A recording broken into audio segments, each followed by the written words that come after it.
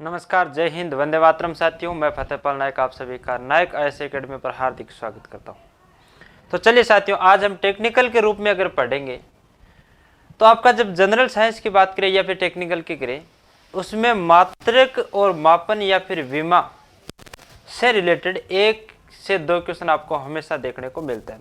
और विशेष तौर से पिछले जो 2018 के अंदर है, लोको पायलट के अंदर आपका टोटल शिफ्ट के अंदर हर शिफ्ट में 1 या 2 प्रश्न पूछ रखे थे, किसी में 2 थे तो किसी में 1 था, लेकिन 100 में से 100% एक क्वेश्चन जरूर आता है। इसलिए आपको करना क्या है, मात्रक और विमा से संबंधित कोई भी प्रश्न आपको छोड़ के नहीं आना है। इसलिए आपको करना क्या है, चलो आज हम पढ़ेंगे मात्रक और मापन या फिर विमा। ठीक है, तो इसका करेंगे क्या, सबसे पहले हम समझने की कोशिश करेंगे कि किसकी अगर मात्रक लिखते हैं तो किसको किस रूप में लिखते हैं, किसी का मात्रक समान है, किस में क्या क्या चेंज होता है, यानी बल का मात्रक क्या होता है, कार्य का क्या होता है, समय का क्या होता है। तो इस प्रकार दूरी, विस्थापन, वेग, त्वरण, ये सब करेंगे। आप एक एक करके समझने की कोशिश करेंगे और इसके साथ साथ मैं आपको बता दूंगा कि इसको किस प्रकार से आप तैयारी करें, जिससे कि आपको एग्जाम में अच्छी तरीके से, परिपूर्ण तरीके से आपको याद भी रह सके और आप आसानी से याद कर भी सके। ऐसा भी नहीं हो कि आप याद करते चले जाए और आपको याद होता नहीं है, या फिर एग्जाम के टाइम में आप कंफ्यूज हो जाए, क्योंकि बहुत सारे ऑप्शन सेम मिल जाएंगे आप। तो उसमें आपको करना क्या है, सेम वालों को सबसे पहले डाउट क्लियर करना है। ठीक है, जिस प्रकार आप देखते हैं, जैसे आपका पहला प्रश्न देखो, खगोलीय दूरी मात्रक है। खगोलीय दूरी किसको कहते हैं? यहां पर आपको देख तो एंगस्ट्रम दिख रहा है। एंगस्ट्रम किसका मात्रक है? किलोमीटर किसका मात्रक है? समुद्री मील किसका है? और प्रकाश वर्ष किसका है? यहां पर अगर बात करें तो एंगस्ट्रम, किलोमीटर, समुद्री मील, प्रकाश वर्ष, ये सब के सब क्या है? दूरी के मात्रक है। सब के सब दूरी की मात्रक है। लेकिन ऊपर क्या दे रखा है, खगोलीय दूरी का मात्रक कौन सा है? खगोलीय दूरी का मात्रक यहां पर बात करें तो एंगस्ट्रम है आपका, किसकी है? तरंग दैर्ध्य की इकाई है। किलोमीटर है, ये आपके है दूरी की, और समुद्र मील है, ये हमारे नौ संचालनों के लिए उपयोग की जाती है, यानी समुद्र से रिलेटेड आपकी है दूरी की मात्रक। जबकि प्रकाश वर्ष है जो कि दूरी का है, फिर भी ये खगोलीय दूरी यानी अंतरिक्ष में, बाहरी अंतरिक्ष के काम आने वाला मात्रक है। यानी अगर प्रकाश वर्ष की बात करें तो प्रकाश वर्ष द्वारा एक वर्ष में, प्रकाश द्वारा एक वर्ष में तय की गई दूरी को क्या कहेंगे? प्रकाश वर्ष कहेंगे। ठीक है, तो इसका मान वगैरह सब मैं आपको लिखवा दूंगा। उसके साथ साथ आपको करना क्या है, यानी साइंस वाले बुक के अंदर आपको मात्रक एक साइड में सारे के सारे मिल जाएंगे, तो उनको क्या करेंगे, आप 2 से 3 बार पढ़ेंगे तो मात्रक आपको कंप्लीट याद हो जाएगा। ठीक है, जिससे कि आपको ये आसानी वगैरह डाउटिंग है जी, ये आसानी से निकल जाएगी। ठीक है, तो खगोलीय दूरी मात्रक किसका है? प्रकाश वर्ष का। ठीक है, सबसे पहली बात तो ये लिखिए कि ये मात्रक है प्रकाश वर्ष का। अब यहां पर देखो एंगस्ट्रम है, एंगस्ट्रम है तो कितने मीटर के बराबर होता है? तो हमेशा लिखिए 1 एंगस्ट्रम बराबर 1 एंगस्ट्रम बराबर 10 की घात -10 मीटर। ठीक है, हमेशा देखो एग्जाम में क्वेश्चन आता है कि 1 एंगस्ट्रम बराबर होता है 10 की घात -10, या फिर 10 की घात +10, या फिर 10 की घात 6, या फिर 10 की घात 9 आ जाए। तो आपको करना क्या है, 10 की घात -10 मीटर आ जाए, वह हमेशा 10 की घात -10 मीटर बराबर 1 एंगस्ट्रम होता है। यह मात्रक किसका है? तरंग दैर्ध्य का। ठीक है, अब तरंग दैर्ध्य किसको कहते हैं? दो वृत्त के बीच की दूरी को तरंग दैर्ध्य कहते हैं। 2 सुरंग के बीच की दूरी को तरंग दैर्ध्य कहते हैं। तो चलो आप लिखो, तरंग दैर्ध्य का मात्रक एंगस्ट्रम है, और 1 एंगस्ट्रम बराबर कितना? 10 की घात -10 मीटर। अब लिखो किलोमीटर, तो किलोमीटर में कितने मीटर होते हैं? 1000 मीटर बराबर 1 किलोमीटर। 1000 मीटर बराबर 1 किलोमीटर। ठीक है, उसके बाद में लिखो समुद्र मील। समुद्र मील बराबर कितना होता है?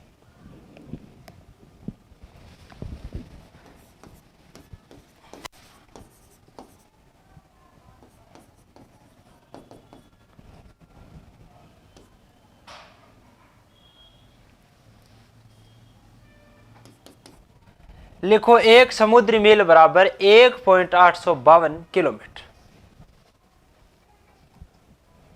अब आगे देखो प्रकाश वर्ष। अब प्रकाश वर्ष बराबर कितना होता है? अब यहां पर देखो प्रकाश वर्ष सीधा है। अगर प्रकाश वर्ष 1 मीटर के बराबर होता, 1 मीटर के बराबर होता, तो यहां पर आपको प्रकाश वर्ष मापने की जरूरत कहां थी? आप सीधे डायरेक्ट मीटर में भी लिख सकते थे। जबकि प्रकाश वर्ष एक प्रकाश वर्ष बराबर कितना होता है? प्रकाश वर्ष बराबर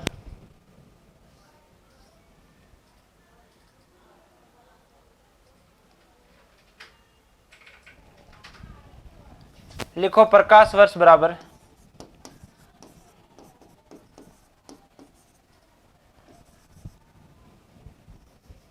15 मीटर।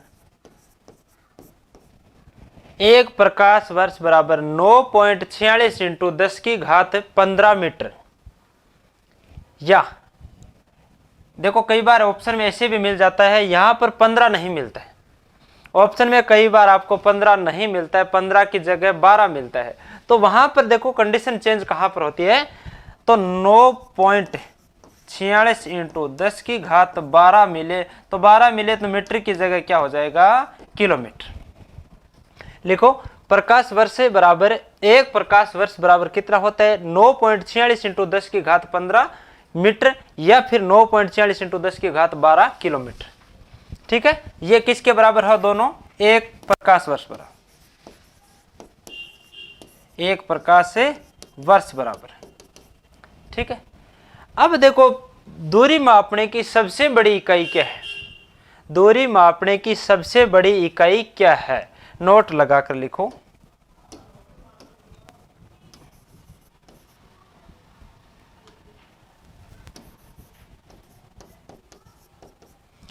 सबसे बड़ी इकाई है पारसेक, उसके बाद में प्रकाश वर्ष,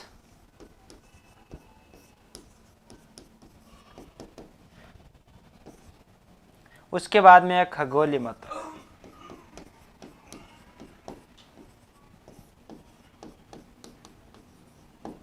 ठीक है, उसके बाद में है खगोलीय मात्रक। अब लिखो एक पारसेक बराबर कितने प्रकाश वर्ष होते हैं? एक पारसेक बराबर कितना होता है?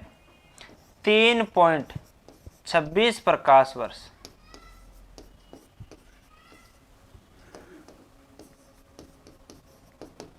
एक पारसेक बराबर कितना होता है? 3.26 प्रकाश वर्ष बराबर कितना होता है? एक पारसेक। तो यहां पर देखो सबसे बड़ी इकाई क्या होगी आपकी? पारसेक। उसके बड़ी उससे छोटी प्रकाश वर्ष, उसके बाद में खगोलीय मात्रक, उसके बाद में लास्ट में चलते चलते आपकी मीटर तक आ जाएगी। ठीक है, ये सब किसके मात्रक है? दूरी मापने की। और इसके साथ साथ हमें पूछा क्या गया है? खगोलीय दूरी मापने का मात्रक है, जो कि हमारा प्रकाश से वर्ष रहेगा। ठीक है, नोट लगा के लिखिए, लिखो इसको।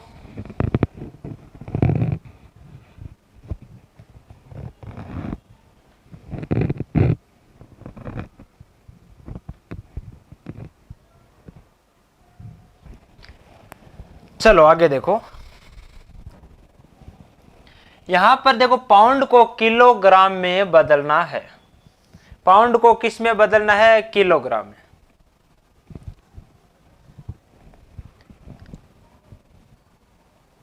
अगर यहां पर देखो ग्राम की बात है, पाउंड को किलोग्राम में बदलना है, तो किस से गुणा करना होगा?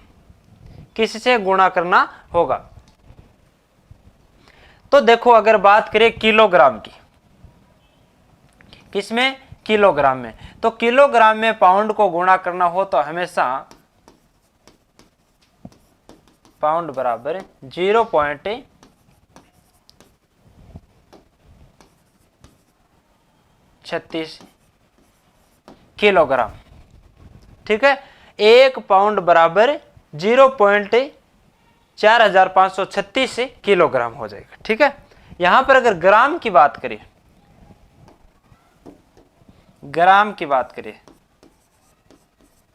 तो पाउंड बराबर 0.36 जीरो नहीं, यहाँ 453.6 ग्राम।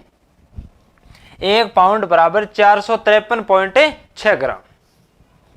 कितना होता है? 453.6 ग्राम। लिखो।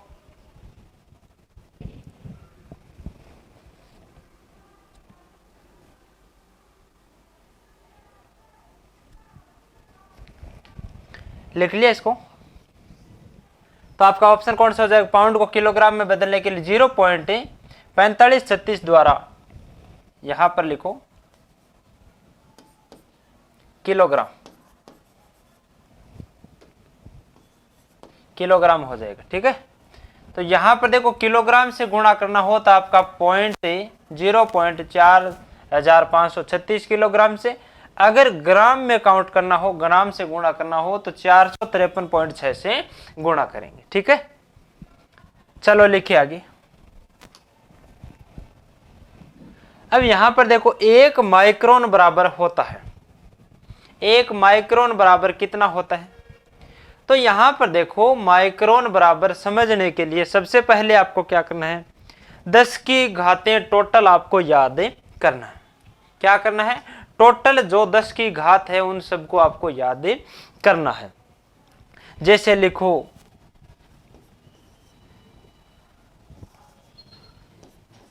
10 की घात -1, 10 की घात -2, 10 की घात -3, 10 की घात -6, 10 की घात -9,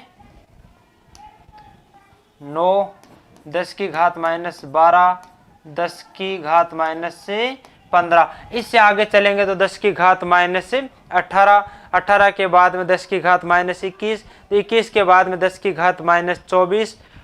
ये आपको लगातार सीरियल चलती जाएगी। कब तक? लास्ट 24 तक। ठीक है, 24 के बाद में आगे आपका प्रश्न नहीं बनता है, यहाँ पर 24 तक चलता है। लेकिन ज्यादातर प्रश्न है जो कि कहाँ से बनता है उनको मैं आपको बता दूंगा। यहां से अलग लिखिए 10 की घात सॉरी, यहाँ उस साइड में माइनस वाले चलेगी, इस साइड में प्लस वाले। ठीक है, और प्लस को आपको लिखने की जरूरत नहीं है। 1, 10 की घात 2, 10 की घात 3, फिर 10 की घात 6 और 10 की घात 9, 10 की घात 12 और 10 की घात 15, 10 की घात 18। अब ये देखो, सबसे पहली बात ये नोट करना है कि यहां पर देखो 1, 2, 3 लगातार चली, उसके बाद में 3 से गुणा होता चला जा रहा है। ठीक है, 3 के बाद में सीधा डायरेक्ट 3 का गुणा 6, फिर 6 का गुणा 9, फिर 9 का गुणा 12, सॉरी 3 का गुणा 12, फिर 12 का 15। ठीक है, यहां से देखो +3 हो रहे हैं सभी में, 3 तक सीरियल लगातार चल रही है। 3 के बाद में आपका +3 हो रहा है, जबकि यहां से देखो 4 के बाद में, 3 के बाद में आपकी 4 की घात माइनस की नहीं पूछेगा। ठीक है, 5 के नहीं पूछेगा, 6 की पूछेगा, 6 के बाद में 7 और 8 की नहीं पूछेगा। ठीक है, तो चलो इसको आपको याद करने की ट्रिक क्या है? सबसे पहले यहां लिखे 10 की घात -1, लिखो deci, deci centi milli micro nano pico femto. ठीक है, यहां पर लिखो, देखो 10 की घात 1 क्या है? डेसीमीटर। 10 की घात 2 क्या है? सेंटीमीटर। 10 की घात 3 क्या है? मिलीमीटर। 10 की घात -6 क्या है? माइक्रोमीटर। यहां देखो माइनस वाली अलग होगी, प्लस वाली अलग होगी, नाम भी सभी का अलग होगा।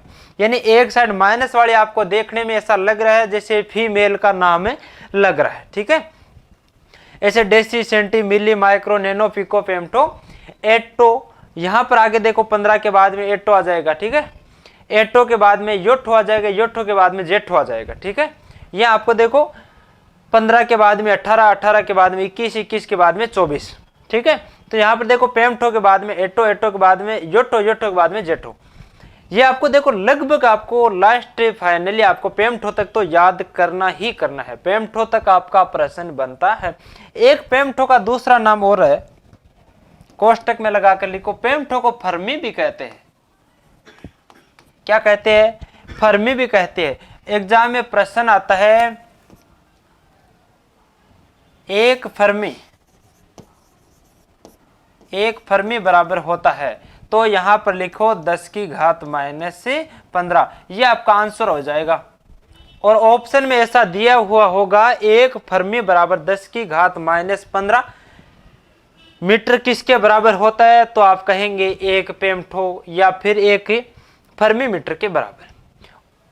तो चलो यहां से आप देखेंगे, अब यहां पर एक फर्मी आ जाए या फिर एक पेम्टो आ जाए, दोनों 10 की घात -15 कहलाएगा। ठीक है, चलो लिखो। यहां पर देखो इस साइड प्लस वाले में क्या लिखेंगे, डेका हेक्टा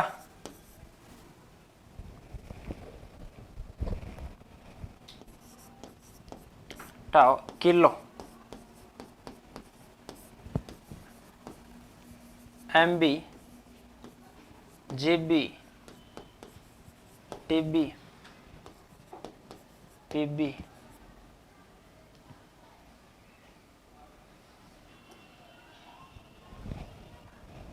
और EB।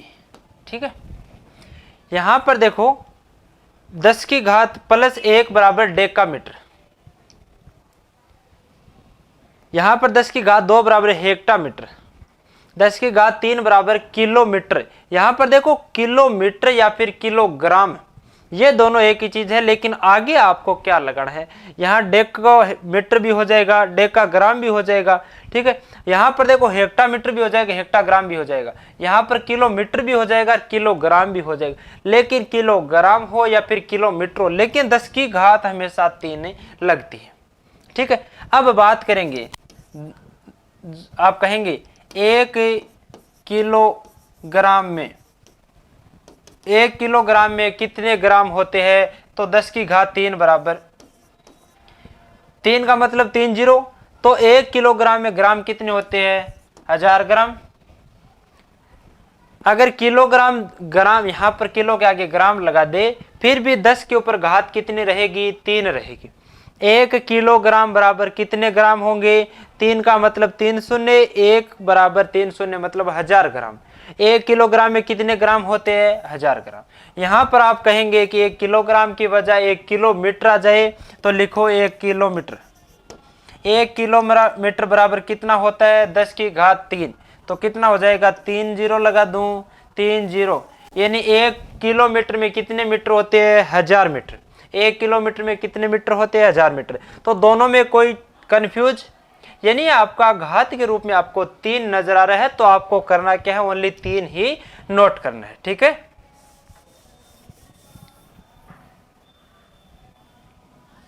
तो आप कहेंगे डेका हेक्टा किलो, फिर यहां पर मेगामीटर या फिर गीगामीटर, फिर टेरामीटर या फिर पैरामीटर, फिर एटोमीटर। ठीक है, यहां पर देखो, आपको देखो जैसे आपको कहेंगे कि 10 की घात 1 बराबर कितना होता है, तो डेसीमीटर होता है। 10 की घात -2 बराबर सेंटीमीटर होता है। 10 की घात -3 बराबर मिलीमीटर होता है। 10 की घात -6 बराबर माइक्रोमीटर होता है। तो आप कहेंगे 1 माइक्रोमीटर बराबर कितना होता है, 10 की घात -6। ठीक है, यहां पर आप कहेंगे 1 नैनोमीटर बराबर कितना होता है, तो आप कहेंगे 10 की घात -9। ठीक है, 10 की घात -12 बराबर 1 पिको हो जाएगा। ठीक है, अब यहां पर देखो 1 माइक्रोन बराबर कितना होता है। 1 माइक्रोन बराबर पूछा क्या है, mm में पूछा गया है। mm में बोले तो मिलीमीटर में, mm बोले तो मिलीमीटर में। अब हमें क्या करना है, सबसे पहले तो माइक्रोन को mm में चेंज करना है। तो माइक्रोन बराबर लिखो 10 की घात -6 भाग नीचे किस में, mm में काउंट करना है, तो लिखो नीचे 10 की घात -3, लिखो 10 की घात -3 बराबर कितना हो गया, 10 की घात -3, और 10 की घात -3 बराबर क्या हो जाएगा, 0.001। लिखो 10 की घात, यहां पर देखो 10 की घात 6 के अंदर भाग किसका दिया जाएगा, हमें काउंट करना है mm के अंदर। ठीक है, जैसे आपको करना क्या है, किसी किलोग्राम को ग्राम में काउंट करते हो तो किसका भाग देते हो, 1000 का, 1000 का भाग देते हो तो आपको करना क्या है, इसी प्रकार आपको देखो माइक्रोन को मिलीमीटर में चेंज करना है तो आप किसका भाग दो, 10 की घात 3, 10 की घात 3 का दो तो यहाँ पर किसका बचेगा, 10 की घात -3, 10 की घात -3 बराबर क्या हो जाएगा, 0.001 mm हो जाएगा। ठीक है, 10 जो 0.001 mm हो जाएगा। तो लिखो ऑप्शन नंबर डी। इसको आप अगर या तो निकाल के याद कर सकते हो, वरना अगर आपसे नहीं बैठ रहा है तो आप क्या करें, इसको डायरेक्टली याद भी कर सकता है। 0.001 mm किसके बराबर होता है, 1 माइक्रोन के बराबर। क्योंकि ये देखो बहुत बार एग्जाम में पूछा गया क्वेश्चन है, ये ऐसा लग रहा है जैसा कि अब की बार भी एग्जाम में आएगा। ठीक है, इसको आप डायरेक्टली रट ले, क्योंकि यहां से निकालने के बाद में भी आपका आ जाएगा, लेकिन थोड़ा टाइम लगेगा। इससे अच्छा है ये 0.001 mm है, ये 1 माइक्रोन के बराबर होता है। ठीक है, अब मैं आपको बता देता हूं सबसे ज्यादा आने का चांसेस किसका रहता है। यहां देखो मिलीमीटर लगभग आता है, लेकिन माइक्रोन और नैनो और पिको और फेम्टो ये 4 से आपका बहुत बार एग्जाम में सवाल आता है, और लगभग तो आपका आ ही जाएगा। इस बार भी आपको देखने को देखो 99% चांसेस है, और ये आपको मैं बता दूंगा, अगर आ जाए तो आप कमेंट बॉक्स में जरूर बता देना। ये देखो, और आपको कंफ्यूज करके देगा, क्योंकि 10 की घात -15 फेम्टो दिया गया है, आप फेम्टो को रट लीजिए, लेकिन आपको फर्मी में कंफ्यूज करके आपको एग्जाम में कंफ्यूज करेगा। तो आपको फेम्टो और फर्मी दोनों है 10 की घात -15 का, 10 की घात -15 बराबर 1 फेम्टो या फिर 1 फर्मी मीटर है, और 10 की घात -12 बराबर 1 पिको है, 10 की घात -9 बराबर 1 नैनोमीटर है। ठीक है, तो लिखे, इन सबको करें नोट। और यहां से आपको देखो 10 की घात, आपको फिजिक्स के अंदर आपको ये 10 की घात वाले लगातार एक जगह मिल जाएगी, उसको सबको आप 2 से 3 बार पढ़ेंगे। मैं आपको बताऊं याद करने का तरीका यही रहेगा, डेसी सेंटी मिली, यहां तक तो आपको 1 से 3 तक लगातार, फिर deci centi milli, micro nano, फिर pico femto atto yocto zepto. ठीक है, यहां से आगे देखो आपको 15 से आगे शायद नहीं पूछेंगे, 1-2%, फिर भी आपको करना क्या है, उस बुक के माध्यम से आपको लगातार इनको 5 से 7 बार प्रैक्टिस करना है, जिससे आपको योठो जेठो सब आसानी से याद हो जाएगा। ठीक है, यहां से देखो माइनस वाली घात अलग याद करना है और प्लस वाली अलग याद करना। ऐसा नहीं है कि कंफ्यूज हो जाए, क्योंकि कंफ्यूज करेगा। यहां देखो 10 की घात 9, यहां 10 की घात -9 है, 10 की घात -9 बराबर तो नैनोमीटर है। ठीक है, और यहां पर 10 की घात 9 बराबर गीगामीटर है। ठीक है, तो आप हमेशा याद रखिए प्लस और माइनस वाली घात में कंफ्यूज नहीं होना है, दोनों को बराबर, जो भी आपकी डाउट वगैरह है उनको एक साथ निकाल लीजिए। ठीक है, तो चले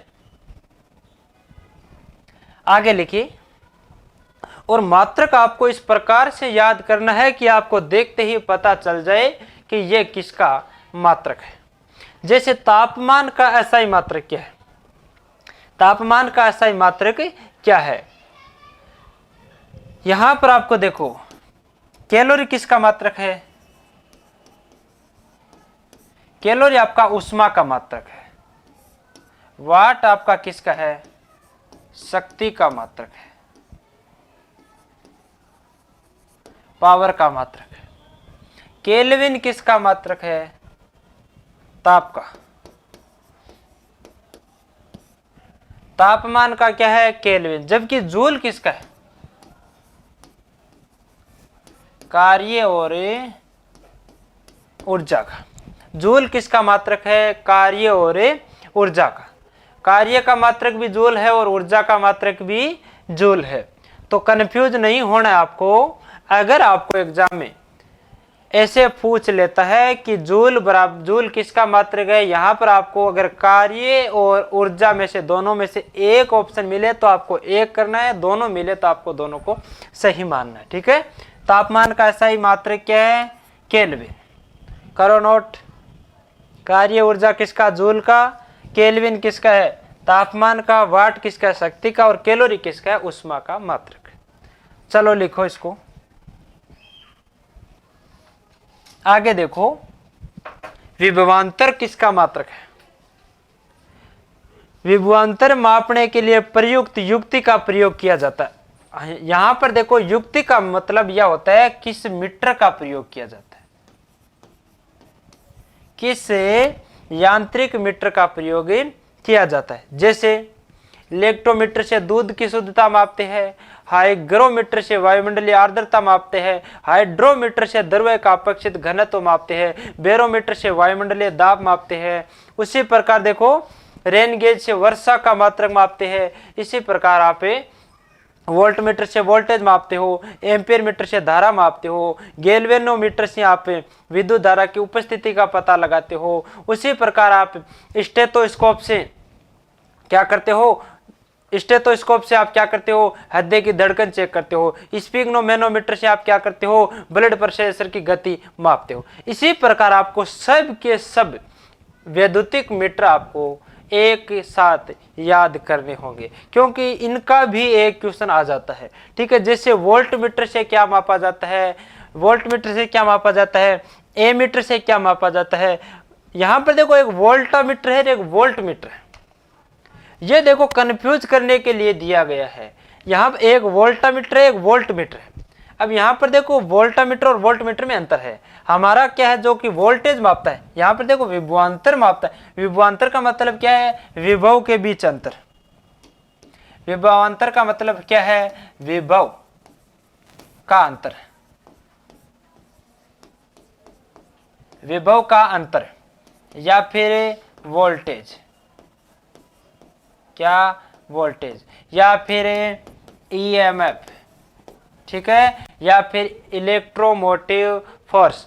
ठीक है, यहां पर देखो विभवांतर का अलग नाम नहीं आपको मिलेगा, लेकिन आपको कंफ्यूज नहीं है। विद्युत धारा के फेज व न्यूट्रल के बीच में विभवांतर, दोनों के बीच में विभव का अंतर। ठीक है, तो आप लिखेंगे विभवांतर किससे मापते हैं, तो विभवांतर मापते आप वोल्ट मीटर से। ठीक है, क्या मापते हैं, वोल्टेज। क्या मापते हैं, वोल्टेज या फिर विभवांतर।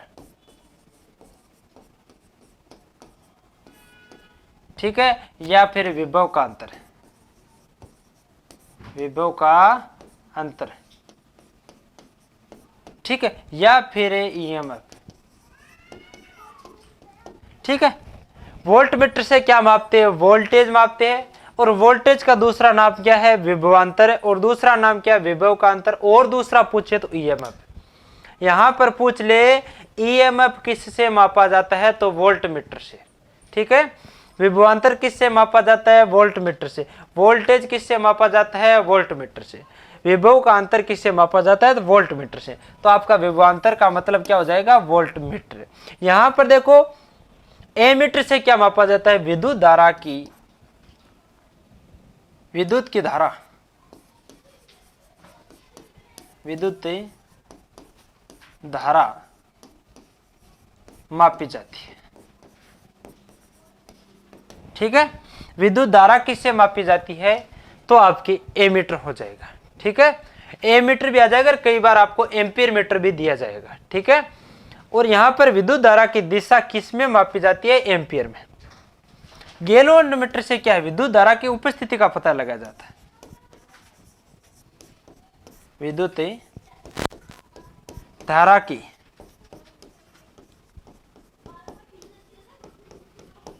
उपस्थिति का पता है।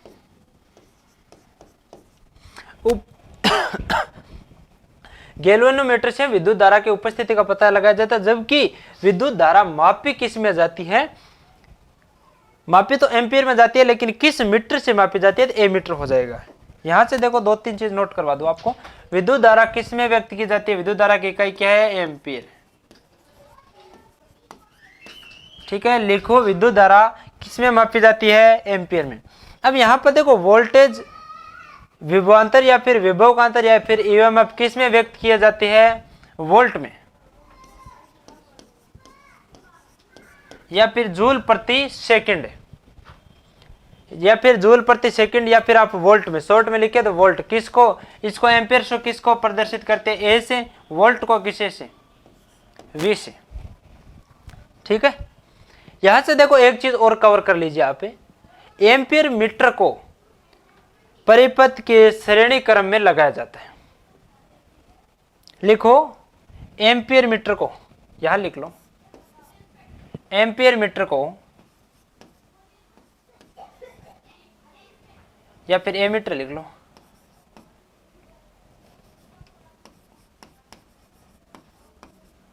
एमीटर को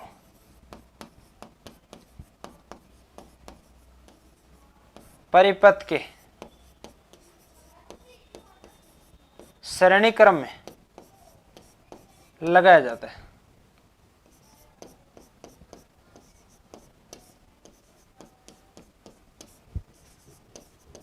ठीक है, समझ में आ गया।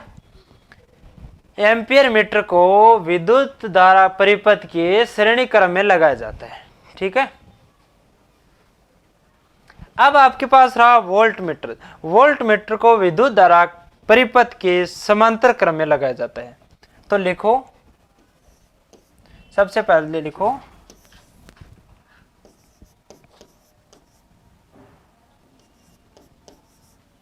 वोल्ट मीटर को परिपथ के समांतर में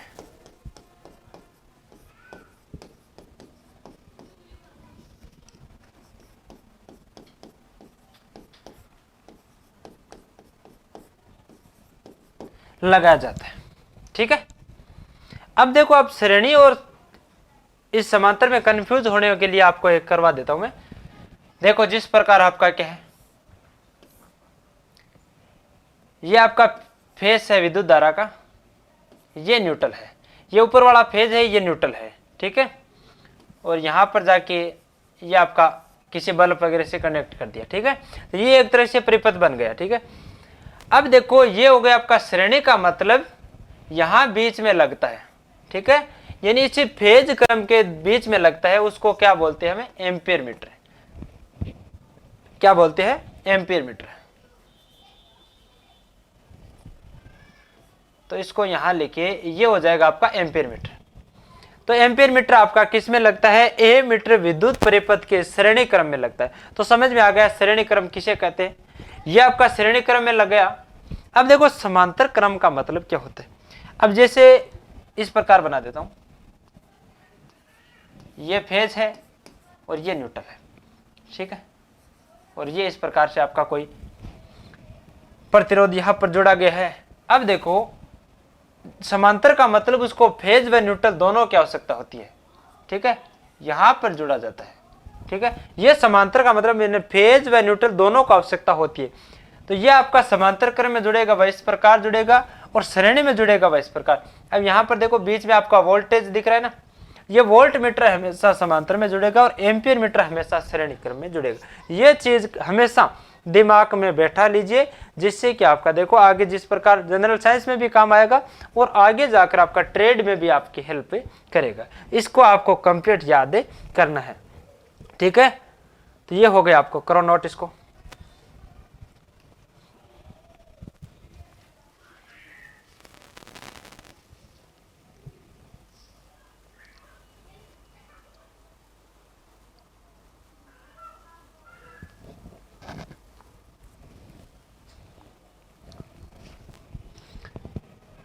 चलो लिखो इसको। एक एंगस्ट्रम बराबर क्या मापता है,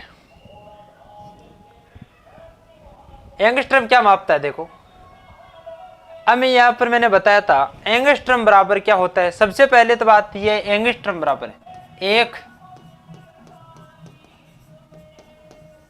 एंगस्ट्रम बराबर 10 की घात -10 मीटर। याद रखिए, एक एंगस्ट्रम बराबर कितना होता है, 10 की घात 10 मीटर। अब यहां पर देखो, एंगस्ट्रम क्या मापता है, तरंग दैर्ध्य।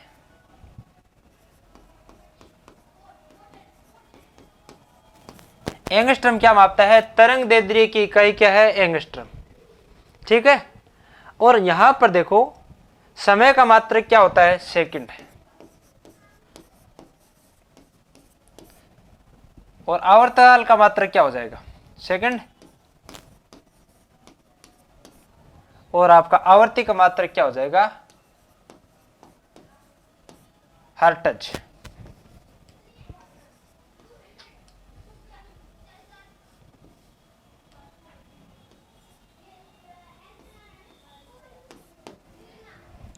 आवर्ती का मात्रक हो जाएगा हर्ट्ज। तो लिखो एंगस्ट्रम आपका क्या मापता है, तरंग दैर्ध्य। करो नोट इसको।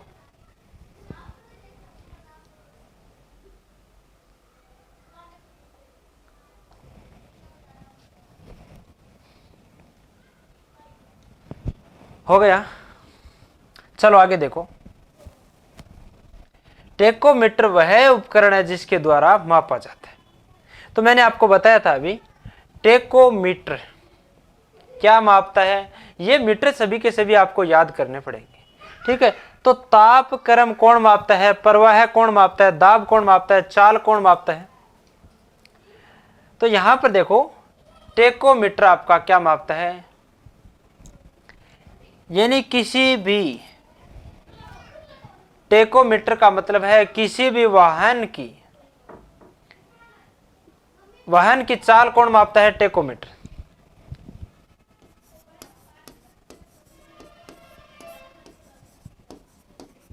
टेकोमीटर या फिर स्पीडोमीटर, ठीक है। किसी भी वायुयान की चाल कौन मापता है, आपका टेकोमीटर मापता है।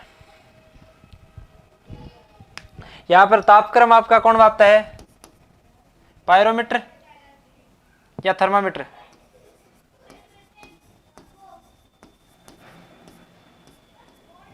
थर्मामीटर या फिर पायरोमीटर,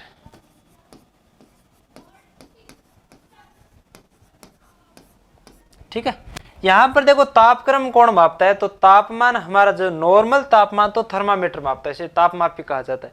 अब उच्च तापमान की बात करें जैसे सूर्य का ताप वगैरह, तो उच्च तापमान को कौन मापता है, आपको पायरोमीटर, ठीक है।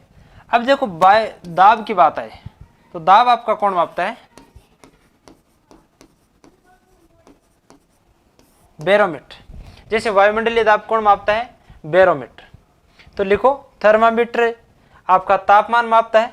अब थर्मामीटर और पायरोमीटर में अंतर इतना है, जैसे आपका नॉर्मल टेम्परेचर तो कौन मापता है, थर्मामीटर। और जब उच्च तापमान की बात है, देखो कभी भी ऐसा आ जाए कि तापमान कौन मापता है, तो आपको पायरोमीटर नहीं करना। तापमान डायरेक्ट आ जाए तो आपको थर्मामीटर यानी तापमापी। थर्मामीटर का देखो हिंदी नाम है आपका तापमापी। क्या हो जाएगा, तापमापी।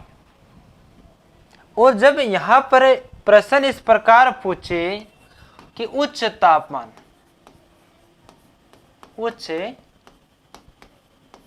कौन मापता है, तो आप कहेंगे पायरोमीटर, जैसे सूर्य का ताप, ठीक है।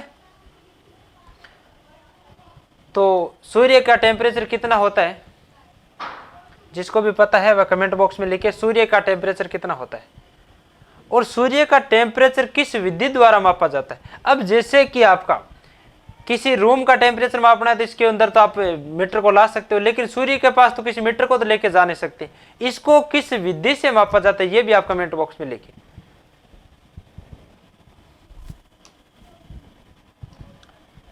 चलो आगे देखो। निम्नलिखित युग्मों में से किन भौतिक राशियों में समान विमा सूत्र नहीं है, समान विमा सूत्र नहीं है। अब यहां पर देखो समान विमा सूत्र किस किस का समान है, सबसे पहले तो यह समझने की कोशिश करें किस किस का समान है, ठीक है। यहां पर मैंने बताया था कार्य और ऊर्जा का दोनों का विमा और सूत्र क्या है, समान है। दोनों का विमा और सूत्र क्या है, समान है। आवेग और संवेग का दोनों का क्या है, विमा सूत्र क्या है, समान है, ठीक है। यहां पर भार और बल का विमा सूत्र क्या है, समान है, ठीक है। बल और दाब का विमा सूत्र समान है क्या, नहीं है, ठीक है। हमें पूछा क्या है, सूत्र उत्तर में समान है नहीं है, तो राइट ऑप्शन कौन सा हो जाएगा आपका, ए ऑप्शन है राइट माना जाएगा। तो यहाँ पर देखो ये कब क्लियर होंगे, ये डाउट जब क्लियर होंगे आपके, जब आपको आसानी से मात्रक, विमा, आपके मीटर वगैरह सब आपको आसानी से याद हो जाएगा। उस समय अभी मैं आपको पूछ लूँ कार्य का मात्रक क्या है, ऊष्मा का मात्रक क्या है, ऊर्जा का मात्रक क्या है, आवेग का क्या है, संवेग का क्या है, तो आपको पता नहीं है। यहाँ पर देखो बल का मात्रक क्या है, बल का मात्रक क्या है, न्यूटन किसका मात्रक है, जूल किसका मात्रक, तो आपको पता नहीं। जैसे ही आपको याद हो जाएगा तो याद होते ही आप पता लगा ले कार्य और ऊर्जा का मात्रक समान है, आवेग और संवेग का मात्रक विमा समान है। ठीक है, जिसका मात्रक समान होगा इसकी विमा भी समान होगी। ठीक है, और भार व बल का समान, यानी अब आपको पता है 3 का समान है और बल के और दाब के बारे में दोनों का आपको पता है, तो आपका ये समान नहीं होगा तो इसको आप अलग से सिलेक्ट कर दोगे। ठीक है, तो आपका राइट ऑप्शन कौन सा हो जाएगा, ऑप्शन नंबर ए हो जाएगा। ठीक है, अब चलो आगे। अब ये प्रश्न थोड़ा बड़ा जरूर है लेकिन ये सबसे आसान सवाल यही होता है। ठीक है, अब आप कहेंगे आसान कैसे होता है। ठीक है, इस प्रकार के सवाल आसानी से इसलिए होते हैं, सूची 1 में दिए गए मात्रक यंत्रों को सूची 2 में दिए गए मापी जाने वाली राशियों से मिलान करें एवं नीचे दिए गए कोड का सही उत्तर चुनें। अब इसको देखो, प्रथम विधि तो एक तरीके से करें। ठीक है, अब जैसे आपको छोटी क्लासों में आपको मिलान वाले सूत्र आए थे, यहां पर देखो किसी बंदर का चित्र दे देते, यहां बंदर का नाम दे देते, इसको आप इस प्रकार करते। ठीक है, यहाँ गाय का नाम है, यहाँ गाय का चित्र आपको यहां से करते। इस प्रकार करने से आपको फायदा बताऊं, इसका सबसे बड़ा फायदा यही है कि आपको यहाँ पर देखो कितने मीटर दिए गए हैं, 4 मीटर दिए गए। ठीक है, इसकी मापी जाने वाली राशियां कितनी है, 4 है। और इस 4 में से आपको अगर देखो हो सकता है आपकी किस्मत खराब हो तो बात अलग है, वरना आपको देखो कई बार ऐसी कंडीशन होती है कि इन चारों के बारे में से आपको एक का पता है, थर्मामीटर के बारे में। ठीक है, थर्मामीटर से क्या मापा जाता है कि थर्मामीटर से दाब मापा जाता है। और जैसे अगर कहेंगे ए के अंदर आपका कौन सा आया, 3 आया। ठीक है, ए के अंदर आपका कौन सा आ रहा है, 3 आ रहा है। और यहां पर देखो ए के अंदर 3 कितने में है, 2 में है। ठीक है, सबसे पहली बात तो ये निर्भर करती है किस पे, क्योंकि हो सकता है कई बार तो देखो 3 सेम टू सेम हो जाए और एक में कंफ्यूज, उसके लिए तो आपको क्या करना होगा, सभी के सभी चेक करने हो जाएंगे। लेकिन देखो आपको करना क्या है, अगर चारों याद है तो आपको कुछ भी नहीं करना है। ठीक, लेकिन मैं बोल रहा हूं कई बार आपको एक बाकी याद नहीं है, 3 है और थर्मामीटर याद है, थर्मामीटर याद है तो ए में क्या है, थर्मामीटर दाब मापता है, तो ए में कौन सा आएगा, 3। यहां देखो ए है, बी है, सी और डी है। अब ए के अंदर 3 आना चाहिए। ठीक है, ए का कोड कितना, 3 आना चाहिए। ए का कोड देखो 3 किस किस में है, बी में आ रहा है, सी में आ रहा है। इसका मतलब ये हो जाएगा ए आपका गलत हो जाएगा, ए तो सबसे पहले गलत हो जाएगा, क्योंकि ए में क्या दे रखा है, 4 दे रखा है। ए में 4 क्या है, ए में 4 मतलब तापमान। अब थर्मामीटर ये तो बताने का तरीका था, जबकि इस समय मैंने अभी तक क्वेश्चन पे ध्यान नहीं दिया है। जैसे मान लीजिए ए बराबर कितना है, 4 में क्या है, तापमान। तो आप करेंगे क्या, सबसे पहले इसको आप समझने की कोशिश करें। सबसे पहले देखो डिलीट करने की कोशिश करिएगा। ठीक है, अब यहां पर देखो इसके बारे में मान लीजिए बैरोमीटर के बारे में पता है या फिर वोल्टेज के बारे में पता है। ठीक है, अब देखो लेक्ट्रोमीटर है, लेक्ट्रोमीटर से क्या मापा जाता है, दूध की शुद्धता मापी जाती है। ठीक है, दूध की शुद्धता किस में मापी जाती है, लेक्ट्रोमीटर में। ठीक है, अब देखो डी में क्या दिया गया है, डी में क्या है, 2। कन्फर्म तो यही हो गया, डी में क्या है, 2 है।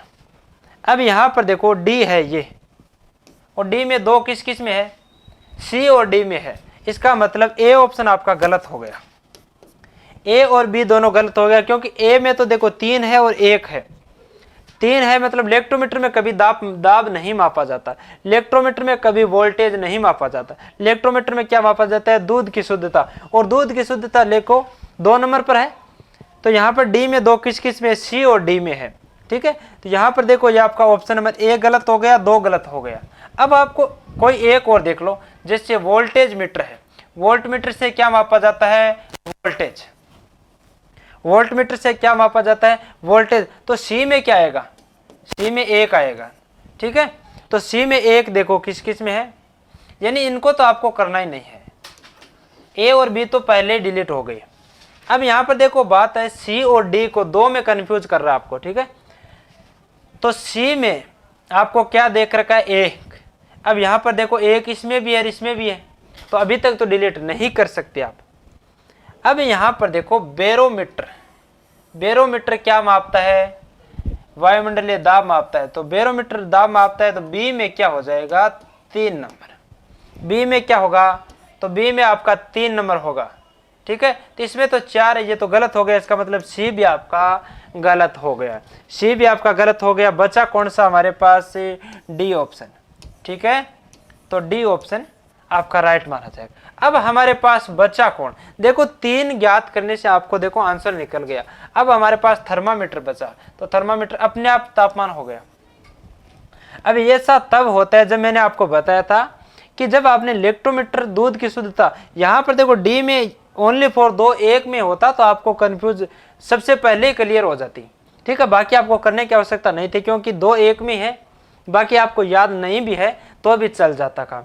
लेकिन आपको करना क्या है, ये सब के सब मीटर है जो आपकी याद करके जाना है, ठीक है। ऐसा नहीं है किसी के भरोसे नहीं जाए, ये तो मैं आपको तब बता रहा था जब हो सकता है किसी कारण से आपको 1 2 नहीं याद हो, और अगर याद होता भी हो तो सबसे पहले हमेशा एग्जाम में शॉर्टकट ढूंढने की कोशिश किया करो, ठीक है। इससे तो आपका टाइम में बचत हो सके, ठीक है।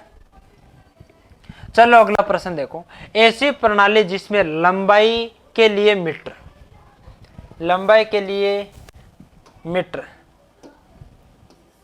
लंबाई के लिए क्या, मीटर की राशि, मात्रा के लिए, राशि मात्रा के लिए किलोग्राम, समय के लिए सेकंड, ताप के लिए केल्विन, विद्युत धारा के लिए या फिर तरंग के लिए एम्पियर, प्रकाश घनत्व के लिए कैंडेला, पदार्थ की मात्रा के लिए मोल का उपयोग किस प्रणाली में किया जाता, किस प्रणाली में किया जाता। तो सीजीएस प्रणाली में, एमकेएस प्रणाली में, एफपीएस प्रणाली में, और आपका एसआई प्रणाली। तो ये सब के सब, इन सब का उपयोग किया जाता है एसआई प्रणाली। याद रखिए, आप पढ़ेंगे तब आपको पता चल जाएगा कि एसआई प्रणाली में इसका सभी का उपयोग किया जाता है, ठीक है। अब यहां पर देखो सीजीएस प्रणाली में किसका किया जाता है, द्रव्यमान, लंबाई और समय का। द्रव्यमान, द्रव्यमान और दूरी और समय का। जैसे सीजीएस प्रणाली में, सीजीएस प्रणाली में सेंटीमीटर, ग्राम और सेकंड, एमकेएस में मीटर, किलोग्राम, सेकंड, और एफपीएस में फुट, पाउंड और सेकंड प्रणाली, ठीक है। एसआई प्रणाली में ये सब का प्रयोग किया जाता है, ठीक है। तो लिखो आगे। अब अगला प्रश्न आपको देखो, प्रकाश की चाल को सर्वप्रथम किसने, किस वैज्ञानिक ने मापा था। तो प्रकाश की चाल सर्वप्रथम रोमर ने प्रयोग किया था। प्रकाश की चाल का सर्वप्रथम मापने वाला वैज्ञानिक कौन था, रोमर था, ठीक है। यहां पर अगर गैलीलियो की बात करें तो आपका गुरुत्वाकर्षण का नियम दिया था, और गैलीलियो ने आपका जड़त्व का नियम दिया था। तो चलो इसको लिखने की ज्यादा आवश्यकता नहीं, ओनली फॉर यही ध्यान रखना आपको कि रोमर, इस प्रकार की चाल सर्वप्रथम किसने दी थी, रोमर ने दी थी। न्यूटन ने गुरुत्वाकर्षण की खोज की थी, या फिर न्यूटन के गति नियम भी इसने दिए थे, प्रिंसिपिया नाम की पुस्तक भी इसी ने लिखी थी, और गैलीलियो ने जड़त्व का नियम की खोज की थी, ठीक है। अगला लिखो, प्रकाश वर्ष या लाइट ईयर इकाई है। अब देखो कई बार ऐसा मिल जाता है आपको, प्रकाश वर्ष नहीं दिया गया हो, ठीक है, प्रकाश वर्ष नहीं दिया गया हो और आपको लाइट ईयर दे देता है कि ठीक है 1 लाइट ईयर बराबर कितना मीटर होता है, या फिर 1 लाइट ईयर बराबर कितना मीटर होता है। तो आपको कहेंगे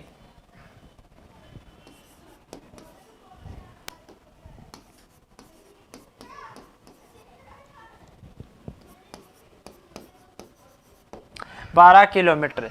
तो आपका प्रकाश वर्ष बराबर कितना होता है? 9.46 × 10⁻12 किलोमीटर हो जाएगा। तो यही आपका प्रकाश वर्ष या फिर लाइट वर्ष, दोनों सेम ही चीज है, ओनली फॉर नाम का फर्क है, नाम ही हिंदी इंग्लिश है। ठीक है, तो आप कहेंगे प्रकाश वर्ष किसका मात्रक है? समय का, दूरी का, प्रकाश की या फिर प्रकाश की तीव्रता का। तो ये मात्रक है आपका दूरी का। प्रकाश वर्ष किसका मात्रक है? दूरी का। लिखो प्रकाश वर्ष दूरी का मात्रक है। और आप इसको किलोमीटर में लिखे तो हमेशा 10 के ऊपर घात 12 लिखे। अगर मीटर में लिखे तो क्या लिखेंगे? 9.46 × 10⁻15 मीटर। ठीक है, दोनों में कंफ्यूज नहीं होना है। यहाँ पर 12 आते आप किलोमीटर लगाएंगे न कि मीटर, कंफ्यूज मत होना। समय का मात्र सभी के अंदर सेकंड होता है, ध्यान रखना। CGS IPS किसी में चले जाना, समय का मात्रक ओनली सेकंड हो जाता है। ठीक है, आगे देखो।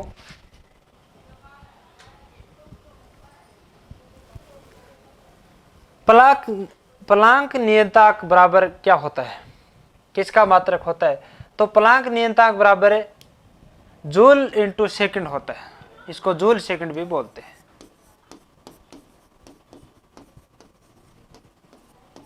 जूल इंटू सेकंड या फिर इसको जूल सेकंड भी बोलते हैं। तो लिखो ऑप्शन नंबर डी क्लियर करो।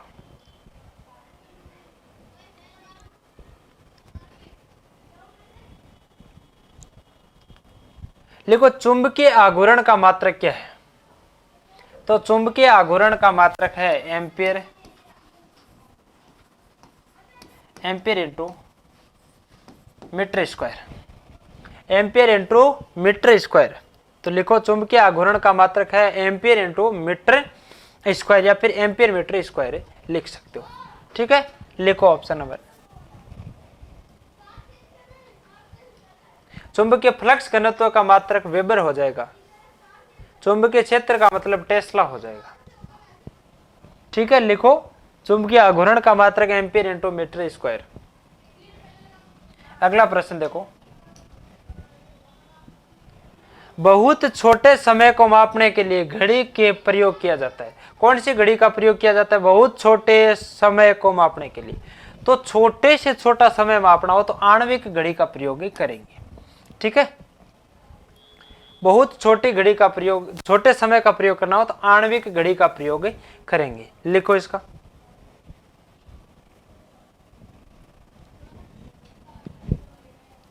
एक पेमटो बराबर क्या होता है? मैंने आपको अभी बताया था, अब घूम के वापस यही क्वेश्चन आ गया। ठीक है, और ये एग्जाम में भी हो सकता है आपके इसी सेम टू सेम तरीके से आपको आ जाए, ऐसा लग रहा है। एक पेमटो बराबर होता है, बताइए आप। क्योंकि मैंने देखा था जिस प्रकार का सवाल आपको ज्यादा आसान लगता है ना, आसान लगता है, या फिर इसको देखो लास्ट में जाके छोड़ देते हैं कि देखो आप सेंटी से लेकर आपने पिको तक देख लिया, लेकिन पिको से बाद में आपको पेमटो तक नहीं देखा। उस समय यही जो आपने छोड़ा था, एग्जाम में हमेशा आपके साथ यही होता है, जो छोटा सा सूत्र आप छोड़ते हो और उसी से क्वेश्चन आ जाता, तब आपके जाके धोखा हो जाता है। तो इसलिए आपको करना क्या है, मैंने अभी आपको विस्तार पूर्वक बताया था, एक एक करके समझाया था कि इसमें ये हो जाएगा, इसमें ये हो जाएगा। अब आप देखेंगे पेमटोमीटर, आप खुद बताएंगे किसके बराबर होता है। ठीक है, 10 की घात वाले सभी के सभी आसानी से याद कर लीजिए। एक प्रश्न 100 में से 100% आपको आएगा। ठीक है, 10 की घात -16, 10 की घात -12, 10 की घात -12, 15 -12 और 5। ठीक है,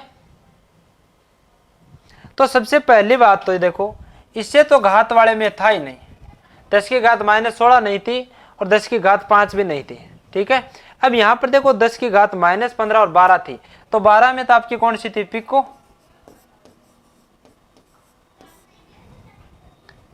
पिकोमीटर। और 10 की घात 15 क्या थी? फेमटोमीटर। ठीक है, अब इसको एक अन्य नाम से भी जाना जाता है, तो पेमटो को फर्मी, फर्मी के नाम से भी जाना जाता है। इसी को भी इसी के साथ कवर कर लीजिए ताकि आगे जाकर आप परेशान नहीं होंगे। हमें पूछा क्या पेम2, तो आप ये तो पिक को इसको भी काउंट अलग करो, सही कौन सा हो जाएगा, ऑप्शन नंबर बी हो जाएगा। ठीक है, तो आप क्या करेंगे, ये मात्रक वाला थोड़ा सा लंबा है, एक क्लास में कवर होगा नहीं, तो इसको एक क्लास और कर लेंगे जिससे आपका मात्रक कंप्लीट आपको याद हो जाए। तो इससे अगली क्लास में जैसे ही हम आएंगे उससे पहले थोड़ा एक बार मात्रक सभी के सभी क्या पढ़ कर आएंगे, ताकि इसको जो कंफ्यूज वाले क्वेश्चन है उसको तो मैं ले लूंगा।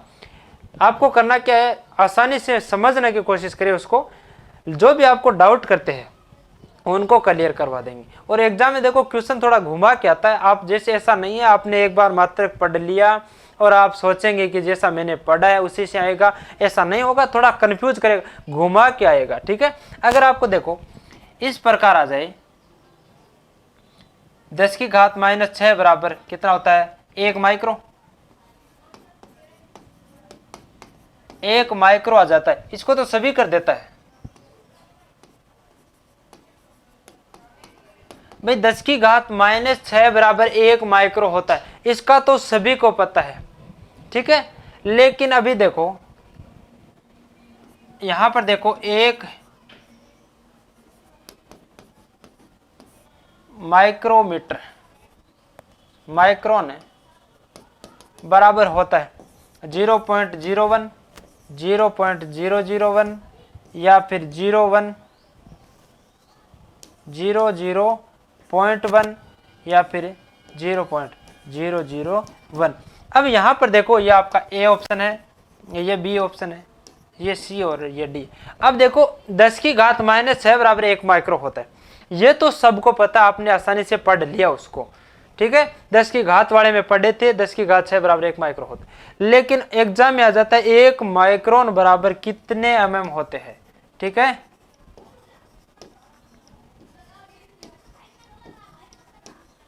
ठीक है, यहां पर कितने mm होता है, कितने मिलीमीटर के बराबर होता है, तब आप लिखेंगे 0.001 mm, लिखे ऑप्शन बी को 0.01 mm। तो ये समस्या आपके लिए कब आएगी, जब आपने आसानी से अच्छी तरीके से नहीं पढ़ा, आपने नॉर्मल ऊपर तरीके से पढ़ लिया, तब आपको जाकर ये समझ में नहीं आएगा। ये समझ में तभी आएंगे आप एक देखो इस क्लास में आपने समझ लिया किस प्रकार से थोड़ा घुमाया जाता है, और आप क्या करेंगे, आज जाकर आप इसको पढ़ेंगे, मात्रक और विमा और 10 की घात वाले को सबको आसानी से समझ लीजिए, और कल वाली क्लास में आप आएंगे, कल वाली क्लास में आएंगे तो आपको ऐसा लगेगा कि हाँ ये चीज कल आपने पढ़ा था, और उसी में से थोड़ा लग रहा है क्वेश्चन इधर उधर हो रहा है, तो आपको क्या है, जब भी आप क्वेश्चन को करेंगे तो आपको 80% आपको सुविधा प्राप्त होगी। ठीक है, और वह 20% जो भी डाउट होगी तो आपको यहाँ पर कवर कर लेगा। तो 100% तभी होगा जब आप खुद पढ़ेंगे, या फिर किसी क्लास के माध्यम से आप कंफ्यूज दूर करेंगे, या फिर किसी के साथ जानकारी शेयर करेंगे,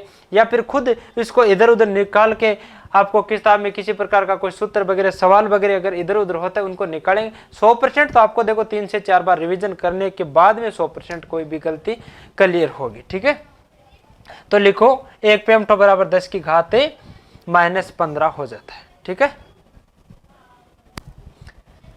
अगला प्रश्न देखो, एसआई पद्धति में लेंस की शक्ति का इकाई क्या है, मीटर, वाट है, ऑप्टर है या फिर डायोप्टर है। तो लेंस की क्षमता किस में व्यक्त की जाती है, डायोप्टर में।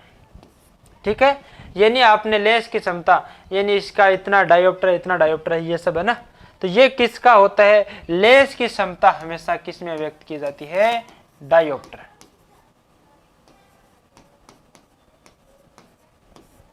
ठीक है, एक क्वेश्चन बनता है, धूप का चश्मा, धूप के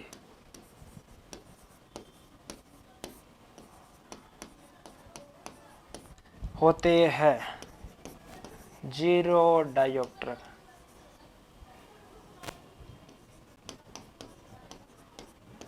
ठीक है, लिखो धूप के चश्मे हमेशा 0 डायोप्टर के होते हैं। ये एक बार क्वेश्चन आया था कि धूप के चश्मे का डायोप्टर होता है तो कितना होता है, +2, -2, 1 या फिर 0। तो धूप के चश्मा का कितना होता है, 0 डायोप्टर या फिर 0 डायोप्टर। तो इसको अलग से लिखिए, धूप के चश्मा का डायोप्टर होता है 0 डायोप्टर। ठीक है, तो लेंस की क्षमता किस में व्यक्त की जाती है? डायोप्टर में, ध्वनि की डेसिबल में। किसी रोगी को दी जाने वाली नाभि की मात्रा इकाई है, ठीक है, किसी रोगी को दी जाने वाली, यानी रोगी को क्या दी जाती है?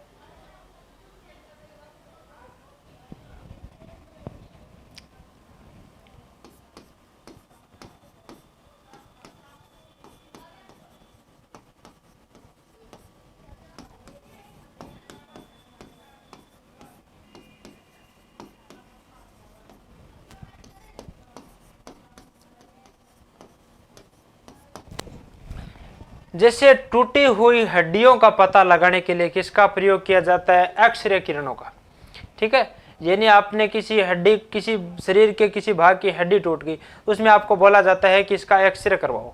तो एक्सरे की खोज किसने की थी? सी रोंटगन, ठीक है, किसने की थी? सी रोंटगन।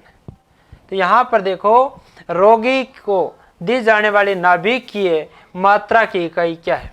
तो रोगी को क्या दी जाती है? एक्सरे किरणें, ठीक है। और एक्सरे किरणें की खोज किसने की थी? रोंटगन ने। किसने की थी? रोंटगन ने। क्या क्वेश्चन थोड़ा टफ लगा? यही हालात होता है एग्जाम में कि इस प्रकार से आपको घुमाकर, अब यहाँ पर देखो रोंटगन का और रोगी से कोई रिलेटेड नहीं है, लेकिन इसका देखो पता तभी होगा कि इसको यहाँ से घुमा कर लाना होगा, तब जाकर यह क्वेश्चन आसानी से निकलेगा।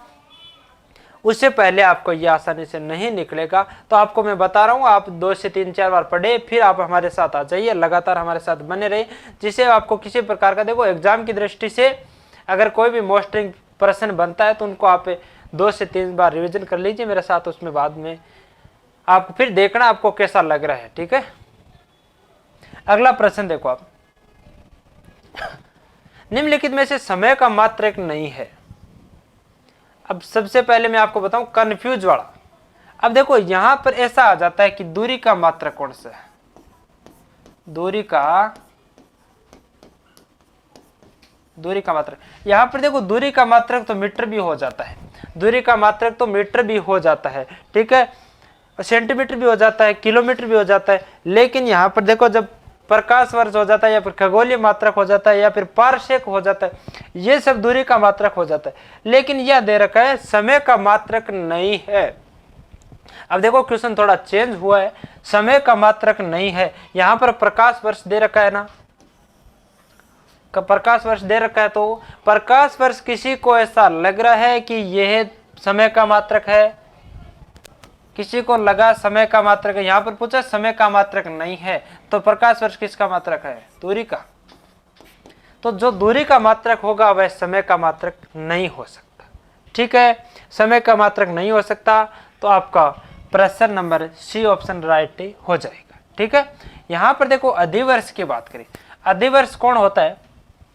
अधिवर्ष होता है, एक तो होता है साधारण वर्ष, साधारण वर्ष,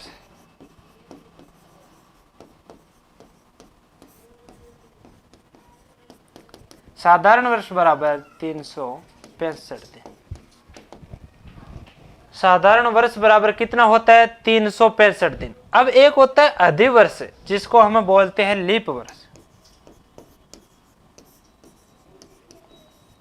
लीप वर्ष, या फिर इसको बोलते हैं अधिवर्ष। इसमें देखो 366 दिन होते हैं, ठीक है। देखो एक होता है साधारण वर्ष, एक होता है लीप वर्ष। तो साधारण वर्ष में 365। देखो साधारण भाषा में अगर बात करें तो हमेशा ऐसा पूछा जाता है कि एक साल में कितने दिन होते हैं, तो आप कहेंगे 365 दिन। लेकिन 4 साल में एक साल ऐसा आता है जिसमें 366 दिन होता है, 4 साल में एक साल ऐसा आता है जिसमें 366 दिन होता है, उसको हम साधारण भाषा में लीप वर्ष या फिर अधिवर्ष बोलेंगे। क्या बोलेंगे? अधिवर्ष। ये अधिवर्ष आपको पता नहीं हो कि अगर किसको कहे तो आप देख लेना, 366 दिन वाले वर्ष को क्या कहेंगे? अधिवर्ष कहेंगे। अब इसका पता कैसे लगाएंगे अधिवर्ष कौन सा होता है? सबसे पहली बात ये होता है ये समय का इकाई है, ठीक है, क्योंकि देखो समय की सबसे छोटी इकाई है सेकंड, ठीक है, सेकंड के बाद में आपका घंटा हो जाएगा, घंटे के बाद में आपका दिन हो जाएगा, दिन के बाद महीना, महीना के बाद में साल हो जाएगा। तो इसीलिए आपको क्या, आप कहेंगे एक दिन में कितने घंटे होते हैं, एक दिन में 24 घंटे होते हैं।